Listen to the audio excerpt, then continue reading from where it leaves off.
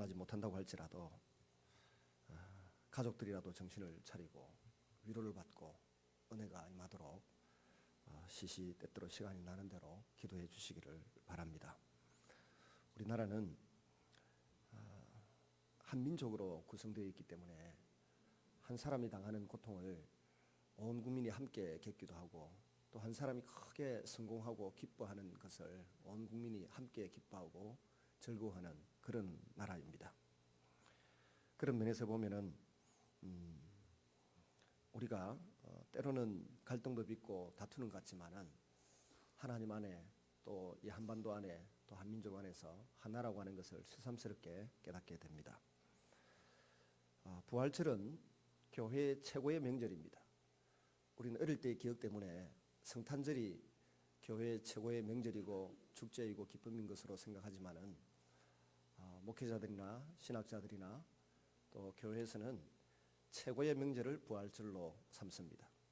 그런데 이 부활절을 왜 그렇게 최고의 명절로 치는가 하면, 사람은 이 땅에 태어나서 70년, 80년 혹은 100년을 살다가 다 죽습니다.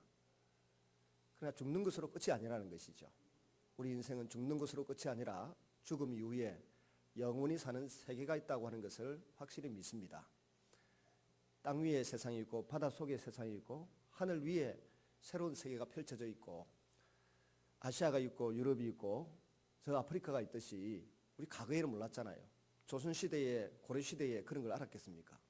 근데 눈이 열리고 조금 문명이 발달하고 나니까 각 대륙이 있고 사람이 다르다는 것도 알게 되었고, 인종을 초월해서 피부 색깔을 초월해서 영혼을 가지고 있다고 하는 것을 다 알게 되었습니다. 오늘도 교회가 가르치고 성경이 가르쳐 주는 것은 바로 죽음 이후에 반드시 심판이 있고, 심판 이후에는 어떤 사람은 천국에서 영원히 살게 될 것이고 어떤 사람은 지옥의 고통을 겪으면서 영원히 살게 될 것이라고 하는 것을 분명히 성경은 가르쳐 주고 있습니다. 교회가 혹은 하나님이다 혹은 예수님이다 라고 믿고 따르는 우리 예수님에 대해서 가장 많이 이야기하고 가르칩니다. 성경은 전부 66권의 책으로 되어 있습니다. 예수님 오시기 전에, 예수님이 이 세상에 오시기 전에 39권의 책을 가리켜서 구약 성경이다 그러고, 예수님이 1년, 오늘가 2014년이잖아요. 1년에 오셨다라고 전제해서 그 1년 이후로 기록되어 있는 성경을 27권입니다. 그래서 토탈 다 합치면 66권의 성경이 되어 있습니다. 이 66권의 성경에서 강조하는 내용이 뭔가 하면, 구약, 즉 예수님 오시기 전 BC라 그러죠. BC, Before Christ. 예수님 오시기 전의 세월들은 장차 오실 예수님에 대해서 하나하나 이야기하고 계시고, 그 다음에 지금 우리는 서기일에 나오는데 AD라 그러지, 영어로 표기할 때 AD라 하는데, AD는 예수님이 오셔서 통치하고 있는 이후 지금 우리가 2014년을 살고 있습니다. 그리고 오늘 우리가 주일을 지키고 있습니다.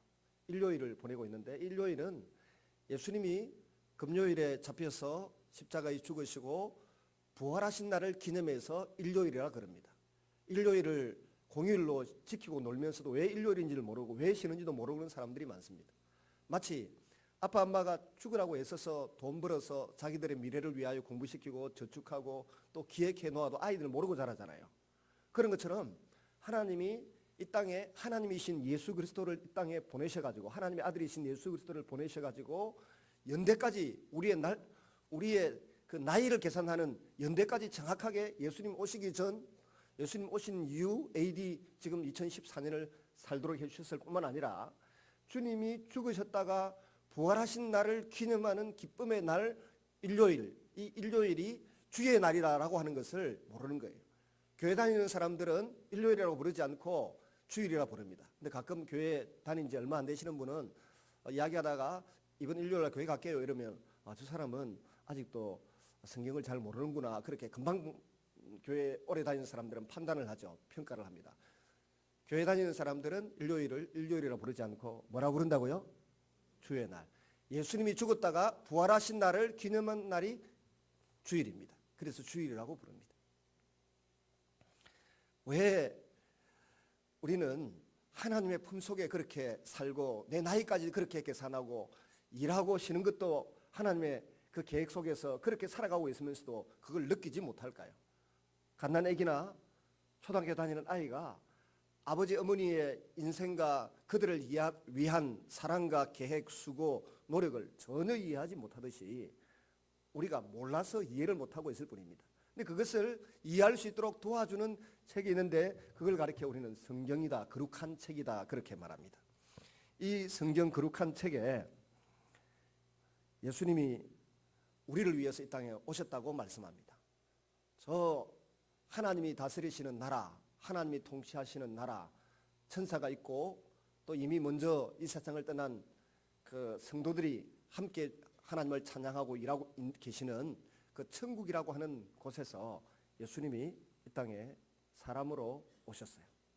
사람으로 찾아오셔서 저 세계 아프리카, 유럽, 아시아가 만나는 대륙의 꼭지점 되는 이스라엘 땅에 오셔서 활동을 하시고 하늘나라로 다시 돌아가셨습니다. 근데 그 과정을 놓고 우리가 생각할 때 어떤 사람들은 그럽니다. 저도 늘 듣는 이야기인데, 아니 이스라엘 사람을 왜 우리의 구세주다, 우리의 왕이다 그렇게 믿고 하냐? 우리나라에도 훌륭한 분이 많이 있는데 강간청도 있고 세종대왕도 있고 또 뭐 많이 있잖아요. 많은 위인이 있는데 왜 그 이스라엘의 위인을 그렇게 하느냐? 중국 사람들은 중국에 가면 진시황도 있고 공자도 있고 맹자도 있고 노자도 있고 다 있는데 왜 중국에도 크리스찬들이 1억을 넘어서 2억이 되는데 옛날에는 더 많았죠. 그렇게 되는데 그들은 왜 또 예수님을 그렇게 믿을까요? 미국은 또 왜 그러고 아프리카는 또 왜, 지금 제일 교회를 많이 찾아가는 곳이 아프리카. 유럽 사람들은 왜 그렇게 믿다가 지금은 또 잘못 그렇게 되어 있을까요? 이런 의문을 끊임없이 품는 사람들이 있습니다. 저 자신도 늘 그런 그 의문, 질문을 던져보고 거기에 대한 대답을 찾고 그렇게 해가면서 삽니다. 왜냐하면 저도 불교 가정에서 자랐고 유교와 불교의 가정에 살아서 어릴 때부터 교회는 그냥 빵 얻어 먹으러 친구들 따라 놀러 가는 곳으로 갔다가 고등학교 때 가만히 생각을 하니까 내가 이리 살다가 70년이면 아니면 그 이전에 죽을 수도 있는데 죽고 나면 사람이 어떻게 될 것인가 하는 고민을 하게 되었어요.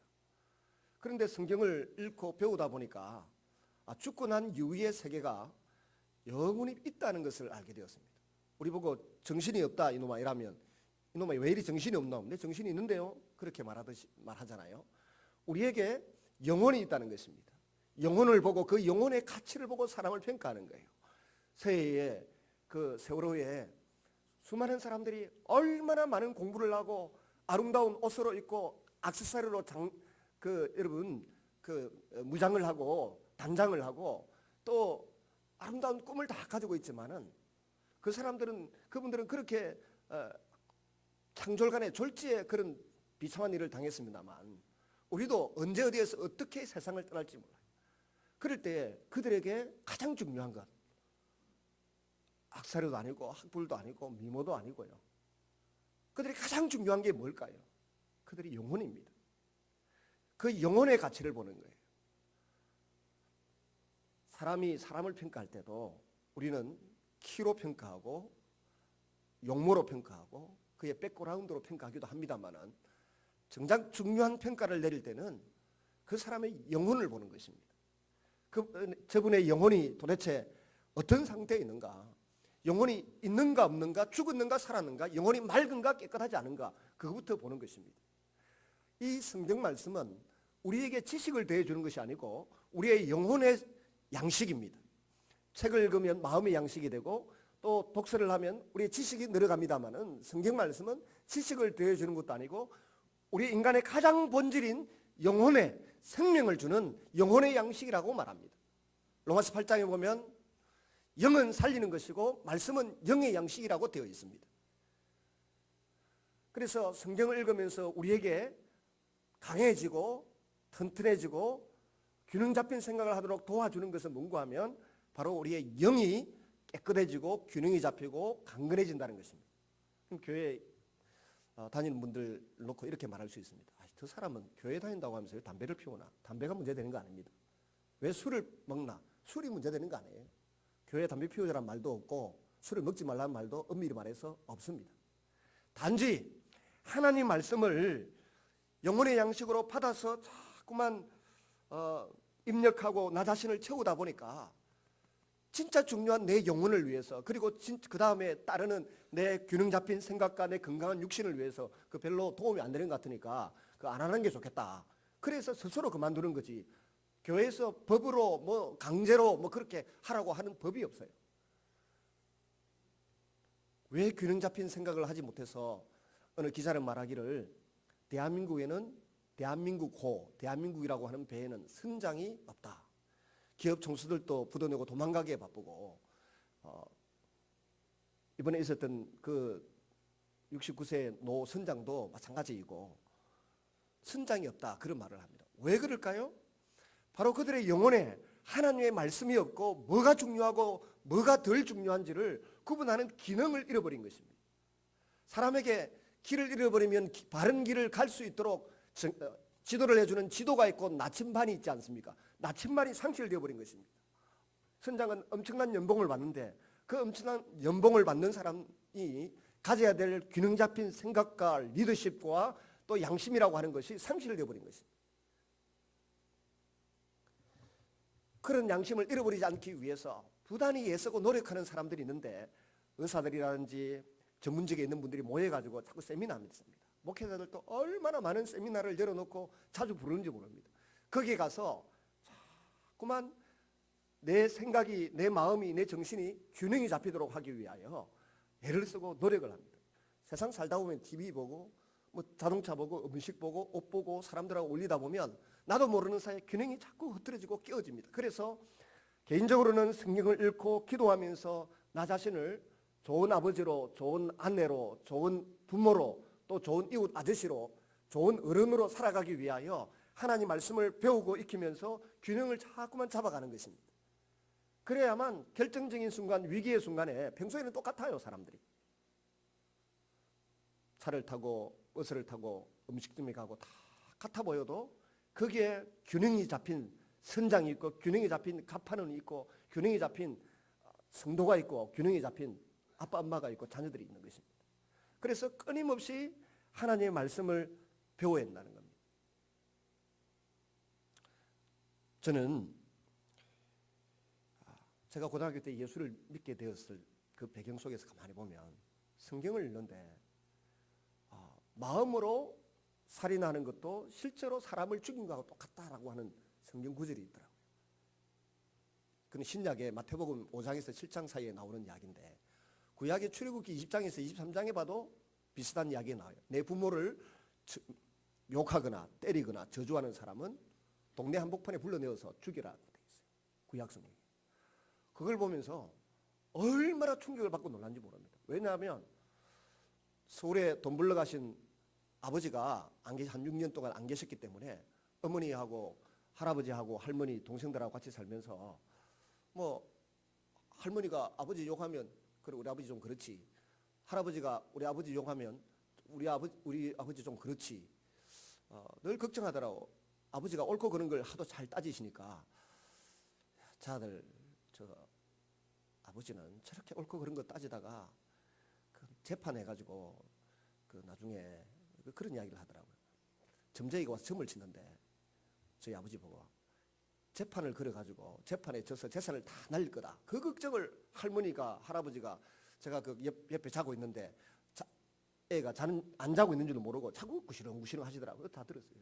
우리 아버지가 재판을 해가지고 재산을 다 날리면 어떡하나 그 걱정을 늘 하고 살았어요.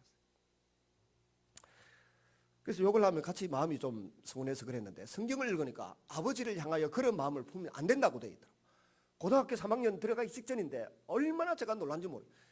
나는 내가 죄인이라고 생각해 본 적이 없어요. 근데 그 성경을 읽으면서 마태복음 5장에서 7장 사이에 부모에 대한 자세, 출애굽기 20장에서 23장에 나오는 부모의 그 자세를 딱 보면서 내가 죄인이구나. 달리 죄인이 아니라 이래서 죄인이고 죄인은 지옥 가는구나 하는 것을 알게 되었을 때 아니지. 지옥이 있는지 없는지는 모르지만은 지옥이 있다고 그러면 안 가야 되고 천국이 있다고 하면 거기는 반드시 가야 되니까 예수님을 믿어야 되겠다라고 하는 막 열망을 품게 되었어요. 그래서 밤중에 새벽에 일어나가지고, 그때는 통금이 있을 때예요. 1979년도인가 80년도인가 그랬는데, 통금이 있는데 뛰어서 계속 제가 진해고등학교를 다니고 있었는데 밑에 여자파출소까지 앞에 있는 성결교회까지 뛰어가는데 개는 짖고 방범대로 호랑이 불면서 쫓아오고, 그러거나 말거나 들어가서 울면서 하나님, 나 천국 있으면 천국 가야 되니까 나 예수 믿을 수 있도록 도와주세요라고 막 울면서 기도를 했어요. 그리고 나도 모르는 사이에 예수님이 정말 하나님이시고 이 우주 만물을 만드신 분이고 지금도 세상을 지배하고 다스리는 분이라고 하는 것을 믿는 믿음이 마음속에 확 자리 잡았어요. 그리고 성경을 읽을 때마다 그전에는 이해되지 않던 것이 이해되기 시작하고, 찬양이 재밌어지고, 기도하는 시간이 즐겁고, 이상하게 기도하면 고등학교 3학년 때부터 내가 기도하는 사람들이 막 병이 났고 이상한 일이 일어나더라고. 집에 가가지고 내 신학교 가겠다 했다가 안 맞고 아버지한테 쫓겨나고, 그렇게 했습니다마는 세월이 쭉 지나가면서 보니까 정말 하나님은 계셨고 지금도 살아계신 줄로 믿습니다. 그 하나님의 말씀이 나에게 가장 큰 위로를 주고 나에게 가장 큰 기쁨을 준다는 것입니다. 그 하나님의 말씀에 의해서 우리가 예수님에 대해 살펴볼 때, 예수님이 이 땅에 오셔서 딱 3년 채 못 되는 기간 동안 하나님은 무엇을 좋아하시고 무엇을 싫어하신다는 것을 말씀해 주셨어요. 그리고 행동으로 그것을 보여주셨어요. 그리고는 죄인 취급을 받아서, 본인은 죄인이 아니지만 죄 있는 사람들을 위하여 대신 죄의 값을 지불하기 위하여 로마 군병들에게 체포되시고 십자가에서 죽임을 당하셨습니다. 죽임을 당하실 때에도 주님은 자신의 죽음의 의미를 알지 못하는 사람에게, 내가 왜 죽는지 의미를 알지 못하는 사람들에게 내가 이 세상에 존재하는, 창세 이 세상이 만들어지고 난 이후로부터 지금까지 존재하는 모든 사람의 죄를 짊어지고 죽는다. 그리고 장차 이 세상에 태어날 수많은 사람들의 죄도 내가 대신 지불하고 갚기 위해서 죽는다라고 하는 것을 제자들에게 말씀하셨고 제자들에게 가르쳐 주었습니다. 그리고 제자들에게 이야기하기를, 내가 지금 죽지만 3일 뒤에 살아나가지고 예루살렘에 있는 것이 아니고 갈릴리라고 하는 동네, 원래 예수님이 활동을 많이 하시던 그 지역에까지 내가 먼저 가 있을 거다, 이렇게 이야기를 했어요. 그렇게 말씀을 하시는데 아무도 예수님의 그 말씀을 믿지 않았습니다. 3년 동안 예수님이 때로는 죽은 사람도 살리고 안전뱅이도 걷게 하고 눈먼 사람 눈도 열리게 하고 기문 사람의 귀도 열리게 하고 온갖 기적을 베푸니까 인기가 막 그야말로 짱이었습니다. 요즘 같은 대통령 후보로 나서서 투표하거나 뭐 힘을 쓰기만 하면 금방 이스라엘 땅의 왕이 되고 로마 제국을 물리쳐내고 아주 힘있는 그런 그 나라를 만들어 낼 것이라고 하는 기대감을 가지고 제자들이 따라다녔습니다. 그런데 예수님이 죽는다고 하니까 제자들이 근심하기 시작했고, 죽었다가 3일 뒤에 살아난다고 하니까 아무도 안 믿었어요. 예수님을 따라다니던 제자들도 한 명도 예수님이 죽었다가 살아나게 될 것이고 너희보다 먼저 갈릴리 땅으로 가서 갈 거다라고 말씀하신 것을 믿고 받아들이지 않았다는 것입니다. 그런데 오늘 우리가 읽었던 마태복음 28장에 보니까 안식 후 첫날, 안식일은 유대인들 입장에서 볼 때 금요일 저녁부터 토요일 저녁까지예요. 안식일은 그렇고, 그 다음 안식 후 첫날은 바로 오늘 우리가 말하는 주일입니다. 오늘 우리는 주일을 오늘 지키잖아요. 미국 사람들은 시차가 하루 늦어서 내일 월요일이 주일입니다. 그런데 그들에게 달력에는 일요일이에요. 거기가 일요일이고 주일이고, 시차가 그렇게 하루 차이 나니까 그렇게 되어 있습니다. 야간 안식 후 첫날, 오늘 본문에 보니까 새벽에 막달라 마리아와 또 다른 마리아, 야고보 요한의 어머니 마리아입니다. 그리고 또 살로메라고 하는 이 세 여인이 예수님의 무덤에 찾아갔습니다. 왜 찾아갔습니까? 살아날 거다고 믿는 믿음을 가지고 찾아간 것이 아니고, 유대인들의 간섭상 그 죽은 시신을 바위로 판 큰 동굴에 넣어 놓았는데 향품을 좀 발라서 시신을 좀 이렇게 예우를 잘 하는 것이 그들의 간섭이었어요. 죽은 시신의 예의를 지키기 위하여 향품을 바르러 갔던 것입니다. 근데 가서 보니까 없어요. 예수님의 시신이 없고 천사들이 말하기를 평소에 예수님이 말씀하신 그대로 정말 살아나셔서 너희보다 먼저 갈릴리로 간다고 하지 않았느냐, 그 말을 천사가 나타나서 해주는 것입니다. 이 부활이 사실이라고 하는 것을 증명하는 중요한 이유 중에 하나가 바로 여자들이 찾아가서 이걸 봤다는 것입니다. 아직도 한국은 남존여비 사상이 충만합니다. 나이가 40이 지나면 남존여비 사상의 노예가 되어 있고 30대 혹은 20대에는 조금 다르게 평등하게 생각하는 경향이 많은 것 같아요. 근데 이 남존여비 사상이 그 당시에 가나안 땅, 팔레스틴 땅에는 더 많았다는 것입니다. 너무 궁해서 여자 말은 아예 믿지를 않는다. 여자 말은 아예 믿지도 않는데, 오늘 여기 보니까 여기는 2사람 나와 있지만 마가복음 보면 살로메까지 3사람이 무덤에 찾아갔다고 말합니다. 마태나 마가가, 성경을 기록한 마태나 마가가 예수님이 죽었다가 부활하셨다라고 하는 사실을 증명하려고 하면 여자를 갖다 붙여갖고는 아무도 믿어줄 사람이 없어요. 아무도 믿지 않을 것입니다. 근데 역설적으로 사실이었기 때문에 사실을 있는 그대로 기록한 거예요. 만약에 가짜 부활인데 그것을 진짜로 둔갑시키려고 했으면 아무도 믿지 않을 여자를 등장시켜가지고 여자들이 보고 왔다 이렇게 말 안 한다는 거예요. 돈을 주고 사든지 아니면 유력한 사람, 남자들을, 믿을 만한 말을 하는 남자들을 이 사람 저 사람 등장시켜가지고 그 사람들이 갔더니 예수님이 살아났더라 이렇게 기록하지, 아무도 믿어주지 않는 남존여비 사상이 극한으로 치닫고 있는 가나안 땅에서 여자들을 등장시켜갖고 그 몇몇 여자들이 가봤더니 예수님이 무덤에 갇혀 있지 않고 살아났더라라고 하는 이야기를 마태나 마가가 기록할 리가 없다는 것입니다. 그러나 본 것을 사실대로 기록할 수밖에 없었던 마태 마가는 여자가 3사람 갔더니 예수님이 살아났더라 이렇게 말하는 거예요. 너희들이 믿거나 말거나 나는 사실을 말할 수밖에 없다. 사실을 기록하고 있는 것입니다.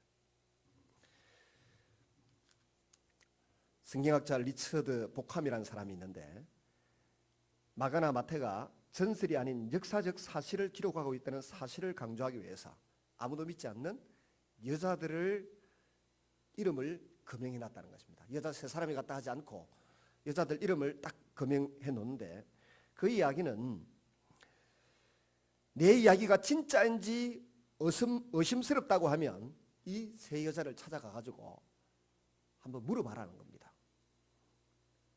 이 여인들이 이 마태복음을 기록할 때는 아마 살로메는 죽었던 것 같아요.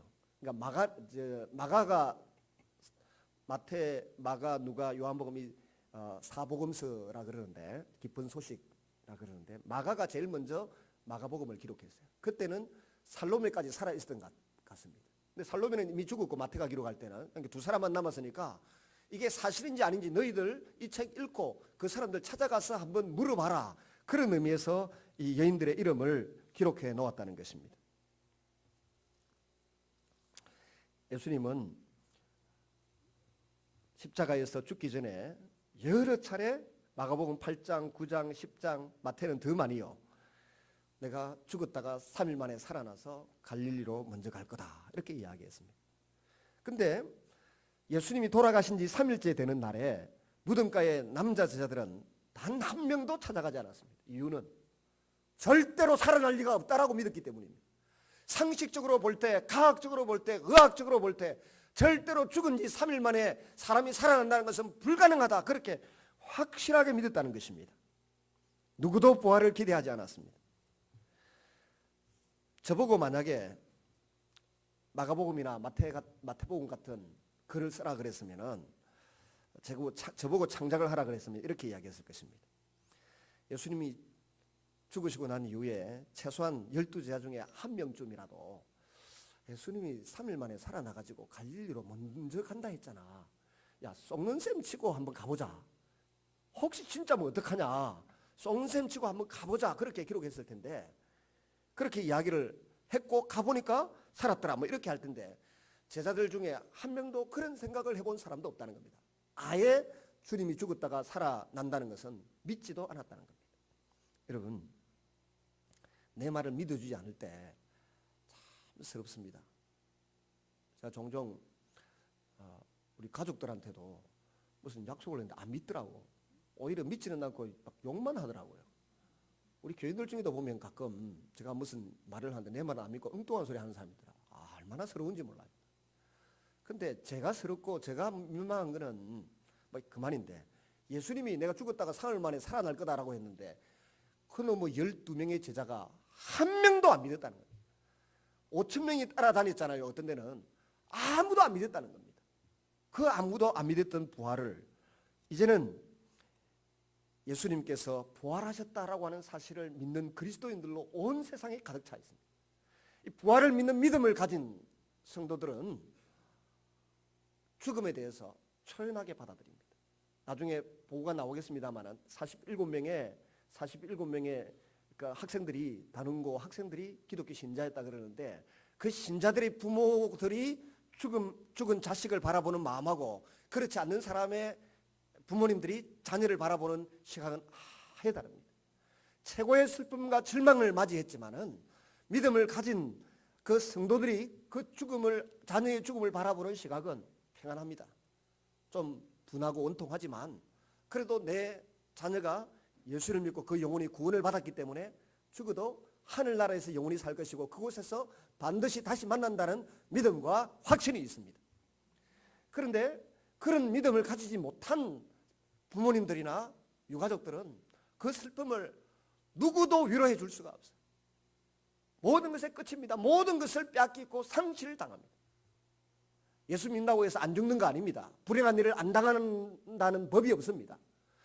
죽기도 하고 불행한 일을 당하기도 하고 병들기도 합니다. 그러나 예수님이 죽었다가 부활하신 사실을 믿는 믿음을 가지고 있는 하나님의 자녀들 그리스도인들은 죽음을 대하는 자세가 아예 다릅니다. 아예 다릅니다. 왜냐하면 죽은 것이 아니라 잠시 헤어져서 살다가 잠시 뒤에 만날 것이라는 믿음을 갖고 있기 때문에 그렇습니다.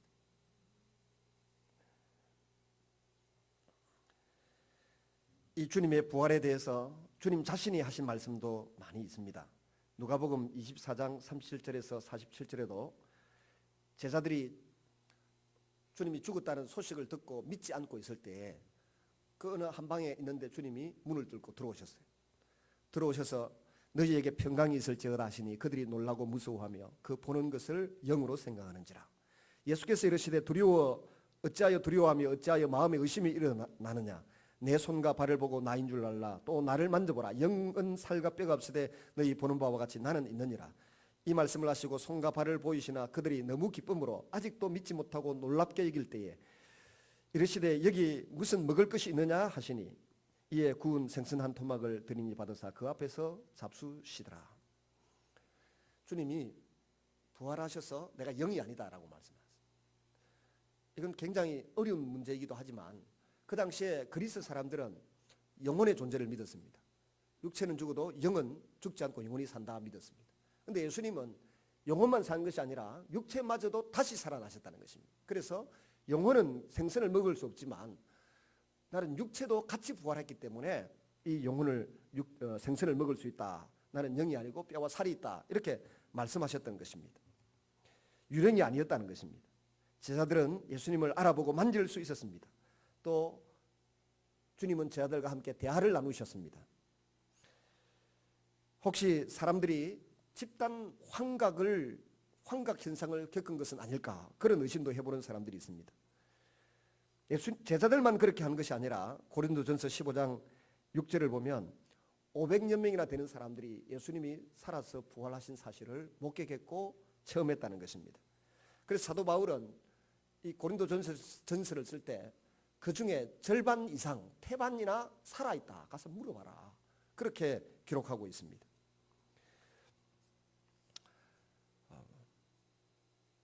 여러분 시간을 많이 뺏을 수 없어서 좀 정리하고 마치면요 이렇습니다. 예수님의 제자들도 주님의 부활에 대해서 아무도 믿지 않았는데 나중에 부활하신 주님을 만나가지고 정말 갈릴리에 먼저 가 계신 주님을 만나고 난 이후에는 사람이 완전히 180도로 다른 사람이 되었습니다. 그래서 부활한 증거 가운데 예수님이 다시 죽었다가 다시 살아나셨다는 증거를 강력하게 세 가지를 말할 수 있는데, 첫째는 빈무덤입니다. 제자들이 찾아가 보고 막달라 마리아와 또 그리고 야고보와 요셉의 어머니, 요새의 어머니 그 마리아, 그리고 살로메란 여인, 나중에 베드로와 요한 뭐 이런 사람들이 가서 빈무덤을 보았습니다. 지금도 예루살렘에 그 빈무덤 구경하러 가는 사람들이 많잖아요. 그리고 무수한 사람들, 적어도 10번 이상 나타나셨고 500명 이상 한꺼번에 본 경우도 있는 무수한 사람들의 정언이 있었습니다. 저는 이 두 가지보다 더 놀라운 것은 제자들의 삶의 변화입니다. 예수님이 잡혔을 때, 십자가에 죽었을 때 전부 다 끝났다 하고 다 도망갔던 사람들입니다. 아무도 부활할 것이라고 믿지도 않았던 그 사람들이 부활하신 예수님 만나고 난 이후에는 정말 천국이 있구나, 영혼의 세계가 있고 천국이 있구나, 내가 이 땅에 살면 얼마나 살겠나, 이제는 부활하신 주님이 가 계신 천국에 가야 한다는 믿음을 가지고서 이 예수님에 대한 이야기를 전파하고 전하기 위하여 아프리카로, 저 인도로, 그리고 아시아로, 유럽으로 전부 흩어져서 죽기까지 아무도 안 믿으려고 제가 지금 전하고 있는 이런 이야기를 전하면 그 시대의 사람들이 믿겠습니까? 요즘도 안 믿으려고 그러는데, 이걸 믿도록 하기 위해서 배운 것도 별로 없고 지식도 없고 경제적 수단도 넉넉하지 않는 이 사람들이 선교사가 되어서 아프리카, 아시아, 유럽 온 세계를 다니면서 교회를 세우고 전도를 해서 사람들을 믿게 만들고 그 사람들이 힘을 얻어서 똑같이 이 세상을 살아가는 것 같지만은 다 같지 않다라고 하는 것을 보여주는 그리스도인의 삶, 교회의 삶을 살아갔다는 것을 우리는 볼 수가 있습니다. 그래서 저는 이 제자들의 삶의 놀라운 변화가 오히려 부활하신 예수님을 만나본 가장 강력한 증거라고 믿습니다.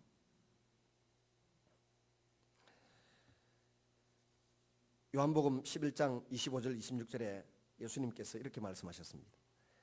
예수께서 이르시되 나는 부활이요 생명이니 나를 믿는 자는 죽어도 살겠고 무릇 살아서 나를 믿는 자는 영원히 죽지 아니하리니 이것을 내가 믿느냐.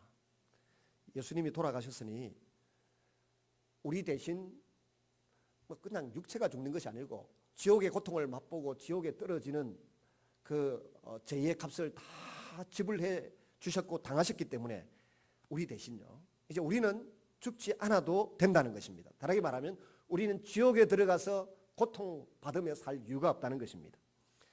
예수님이 또 그곳에서 부활하셔서 나오셨으니까 우리도 부활을 꿈꾸고 부활을 경험할 수 있다는 것입니다. 데살로니가전서 4장 14절에 사도 바울은 우리가 예수께서 죽으셨다가 다시 살아나심을 믿을진대 이와 같이 예수 안에서 자는 자들도 하나님이 그와 함께 데리고 오시리라.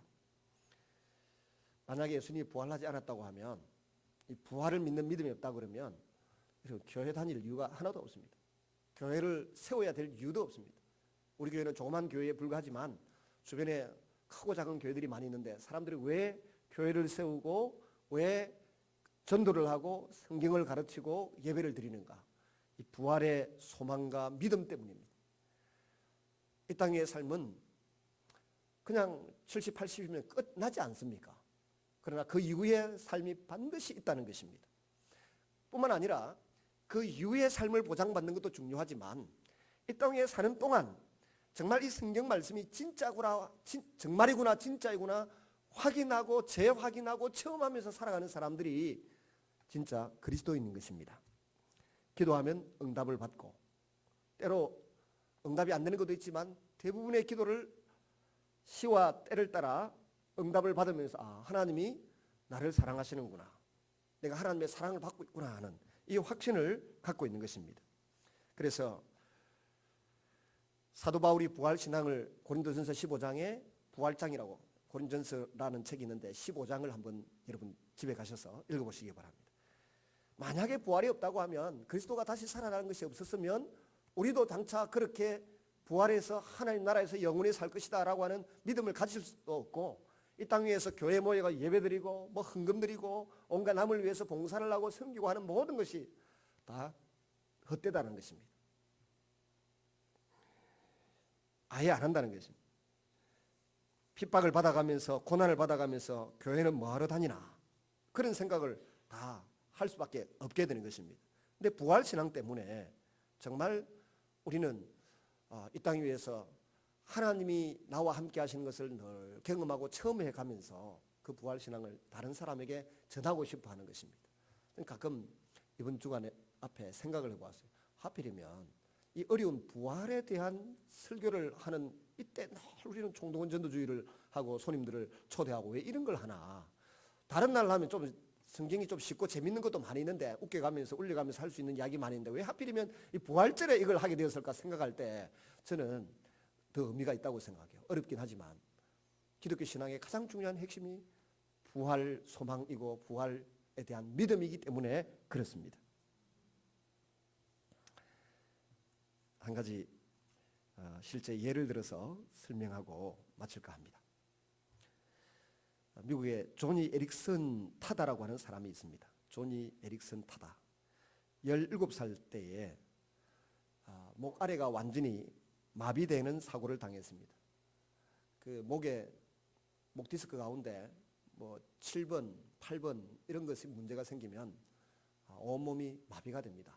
사람이 뭐 아주 예뻐 보이고 강해 보이지만 하늘에서 돌이 하나 떨어졌는데 여기 탁 잘못 맞으면 생명이 지장 없어도 몸 아래가 완전히 마비되어서 끝나버립니다. 이 아이는 17살 때 목 아래가 완전히 마비되는 사고를 당했습니다. 여자인데요. 휠체어를 타고 교회를 다니면서 끔찍한 사고로 인한 아픔을 이겨내려고 했습니다. 근데 휠체어를 타고 교회를 다니다 보니까 가끔 교회는 특별한 예배를 드리고 우리는 뭐 그런 일이 1년 가도 한 번도 없습니다만은 부흥회를 할 때 이럴 때 다 같이 우리가 무릎을 꿇고 기도합시다 이럴 때가 있어요. 그러면 수백 명이 다 무릎을 꿇고 기도하는데 이 휠체어를 탄 존이라고 하는 이 여학생은 휠체어에 묶여가지고 겨우 앉아 있으니까 무릎을 꿇을 수 없잖아요. 한 번은 집회에 참석했는데 집회에 온 부흥 강사가 모두 무릎을 꿇고 기도하자고 강건하니까 이 존이라고 하는 여학생 빼고는 전부 다 무릎을 다 꿇었어요. 전부 다 무릎을 다 꿇고 기도를 하는 것입니다. 근데 자기는 무릎을 꿇을 수 없으니까 묶여 있으니까 혼자 앉아 있는 모습이 수백 명의 청중 가운데서 유독 도드라지게 드러나게 되는 것입니다. 그래서 이게 한탄스러워서 고개를 숙였는데 갑자기 머릿속에 딴 생각이 떠오르면서 막 한없이 눈물을 흘리면서 우는 것입니다. 자기가 휠체어를 탔다고 하는 것 때문에 우는 것이 아닙니다. 수백 명의 사람들이 하나님이 계시다는 것을 인정하고 그 하나님 앞에 무릎을 꿇고 그 하나님 앞에 기도를 하고 그 하나님의 말씀을 같이 듣고 있다는 사실 앞에 놀라서 울었다는 것입니다. 그리고 동시에 너무 아름답게 보였다는 것입니다. 모든 사람이 무릎을 꿇었다는 것. 마치 천국의 그림 같았다는 것입니다. 하나님 앞에 무릎을 꿇고 있는 수백 명의 남녀노소를 바라보면서 천국의 그림같이 보였다는 것입니다. 동시에 또 다른 생각이 떠올라서 계속해서 통곡하며 울었다는 것입니다. 거기에 앉아 있는데 마치 천국에서 내가 자유롭게 뛰고 춤을 추고 발을 굴리고 에어로빅을 하게 될 것이라는 사실이 기억이 났습니다.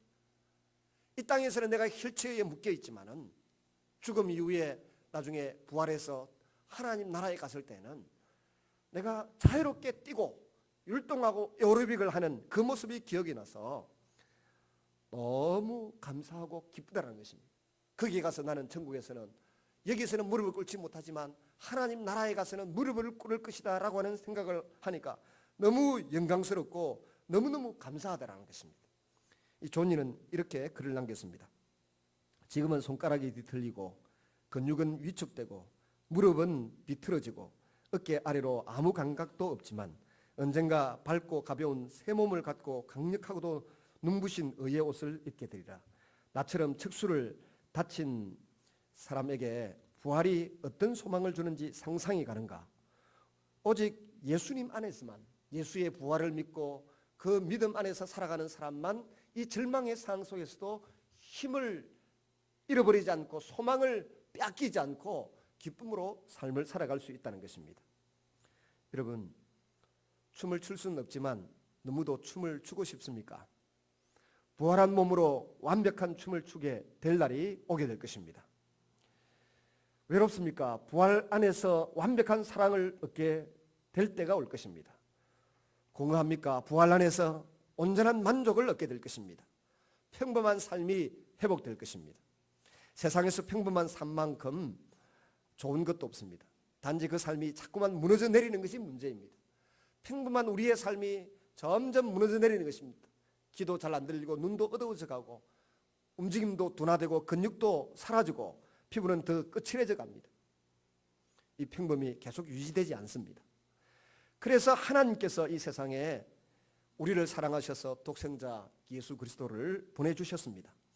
덕분에 우리는 이제 이 세상에 평범한 세상의 나머지 피조물들이 다 구속되고 완벽해질 수 있는 하나의 전환점을 맞이하게 되었습니다. 그런 미래가 우리를 기다립니다. 이 세상이 유일한 세상이 아닙니다. 이 몸이 유일한 몸이 아닙니다. 이 삶이 끝이 아닙니다. 언젠가 완벽한 삶, 진짜의 삶이 우리에게 찾아오게 될 것입니다. 이 사실을 생각하게 되면 남들이 우리를 어떻게 대하든 상관이 없습니다. 이 사실을 생각하면 모든 걱정이 순식간에 사라집니다. 용감하게 모험을 할 수 있고 힐처 신세 같은 최악의 상황 속에서도 기쁨과 소망으로 충만할 수 있습니다. 부활을 믿는 우리는 모든 고난이 사라질 날을 고대합니다. 그뿐만 아니라 우리의 고난이 영광스러워지는 날을 고대합니다. 예수님께서 제자들에게 자신의 몸에 난 상처들을 다 보여주셨습니다. 이 상처 너희들을 향한 사랑이고 너희들의 죄를 다 죄값을 지불했다고 하는 상처이다라고 하는 것을 보여주었습니다. 그래서 그들은 그 상처를 생각할 때마다 자랑스러웠고 영광스러웠고 기뻤습니다. 그래서 교회는 십자가를 기뻐하고 영광스러워합니다. 왜냐하면 교회가 혹은 목회자나 혹은 성도가 예수님처럼 상처를 입는 만큼 그 상처를 통해서 구원받는 사람, 행복을 얻는 사람, 즐거움을 얻는 사람, 기쁨을 얻는 사람이 많아지기 때문입니다. 그런데 우리가 남을 위하여 상처를 받는 것이 아니고 쓸데없는 걱정하다고 상처를 많이 받아요. 지난 금요일 저녁에도 이곳의 큰 교회에 어느 성도가 한 가정이 찾아왔더라. 우리 교회로 오라고 찾아온 게 아니고 아픈데 어떻게 도움을 달라고 찾아왔습니다. 근데 그 아픈 이유가 가만히 보니까 아들, 딸이 있는데 아들, 딸이 취직을 못하고 있다는 거예요. 28, 26 그렇다는데. 근데 가만히 내버려두면 충분히 취직할 만하고 괜찮아 보이는데 예수님과 예수님의 십자가, 예수님의 사랑, 하나님의 계획을 깊이 생각하고 묵상하지 않고 단지 지금 취직을 못하고 있는 예쁜 딸과 또 아주 건장하고 잘생긴 아들만 바라보는 거예요. 왜 남의 집의 아이처럼 취직을 못하고 남의 집의 아이처럼 왜 저거 결혼을 못하고 저렇게 있는 이 생각을 너무 지나치게 하면 스스로 우울증에 빠지고 불안에 빠져가는 것입니다.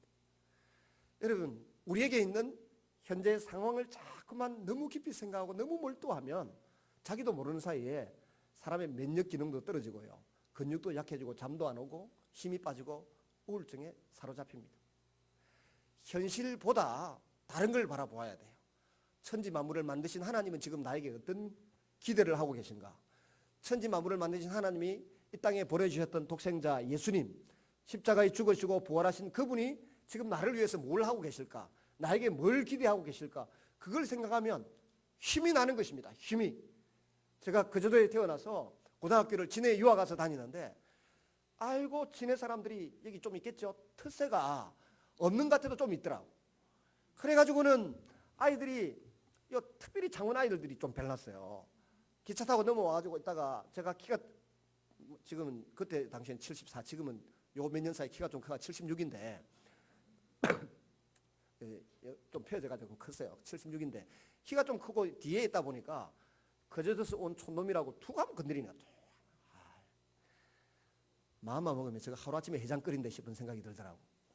근데 제 머릿속에 떠오르는 건 나를 진해에다가 유학 보내 놓으신 아버지, 어머니가 기대하는 기대치를 생각하니까 제가 진짜 한 대 지박지를 못하겠다. 때리지를 못하겠다.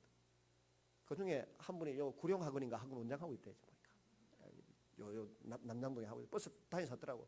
저 테니스 치는데 보니까 이루야 하고 악수를 제가 만나 그런 친구도 있더라. 또 그중에 어떤 하나는 또 뭐 하도 까불어 샀더만은 비명에 횡단보도 건너다가 저 지금 창원 소방서 앞에서 횡단보도 건너다가 거기서 죽었다 그러더라고. 그 구령학원 원장한테 물어보니까. 그래서 버스 다니죠. 그 고등학교 같은 반 친구들이라고. 한 명 벌써 죽었더라고. 제일 까불던 친구는 죽어. 너무 까불면 빨리 죽습니다. 근데 그럴 때에 착 부모님을 생각하니까 싸울 수가 없더라고요. 한 대 맞고 참고 막 하니까 그냥 가고 그랬는데, 여러분, 우리 그리스도인은 그 예수님의 기대치, 나에게 기대하시는 예수님을 생각하면서 이 세상의 정욕을 참고, 이 세상의 사치를 참고, 낭비를 참고, 이 세상에 내가 하고 싶은 말, 표현하고 싶은 감정을 표현하는 것을 참고 주님을 기쁘시게 하기 위하여 살아가는 사람들이 그리스도인입니다. 그래서 그리스도인 하면 적어도 좀 더 믿을 수 있는 사람, 좀 더 신뢰하는 사람, 그렇게 되는 거예요. 고아에게, 부모가 없고 형제가 없는 고아들 혹은 가출해 있는 청소년들이 마음 놓고 행동할 수 있습니다. 왜냐하면 자기 때문에 피해 입을 사람이 아무도 없거든. 죽어도 나 혼자 죽는다 생각하니까 아무 걱정 없이 하고 싶은 일 다 할 수 있습니다. 근데 우리는, 부모 형제가 있는 우리는 그게 안 되잖아요. 나 때문에 내 동생이 피해를 받아 안 되고, 나 때문에 내 부모가 피해를 받아 안 되고, 지금은 나 때문에 내 아내나 내 자식들이 불이익을 당해도 안 되니까 행동을 조심합니다. 근데 그 이전에 우리 그리스도인들은 나 때문에 하나님의 이름이 땅바닥에 떨어져도 안 되고, 나 때문에 하나님을 믿는 모든 그리스도인이 욕을 들어도 안 되고, 교회가 욕을 들어도 안 되니까 지혜롭게 경건하게 절제하면서 살아가는 것입니다. 그게 그리스도인입니다. 아무쪼록 오늘 이 자리에 오신, 초대받아 오신 여러분, 예수님이 여러분을 위하여 지불할 수 있는 최고의 대가로 자기 목숨을 내어주셨다고 하는 사실을 마음속에 새기시기를 바랍니다. 그리고 그 예수님을 나의 왕으로, 나의 주인으로 모시면 이 예수님이 보이지 않는 것 같지만 분명히 내 삶을, 내 자녀의 삶을, 내 가족의 삶을 책임져 주신다는 것을 믿으시기를 바랍니다. 믿기지 않거든 교회를 한번 세밀하게 조사를 해보세요. 교회 목회자들이라든지 교회 장로님들이라든지 교회 근사님이라든지 집사님들의 자녀들이, 또 그 가정들이 얼마나 이 세상에서 요소에서 자기 역할을 감당하면서 세상을 아름답게 빛내고 있는지, 그리고 좋은 자리에서 좋은 위치에서 일하고 있는지를 한번 살펴보시기 바랍니다. 완벽한 사람은 없어요.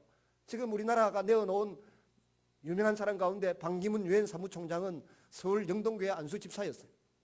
요새 동성애 찬성한다는 말을 해가지고 우리 얼굴을 뜨뜻하게 지금 하고 있습니다만은, 각 정당에서 대통령 후보로 제1번으로 모시고 싶어하는 사람이에요.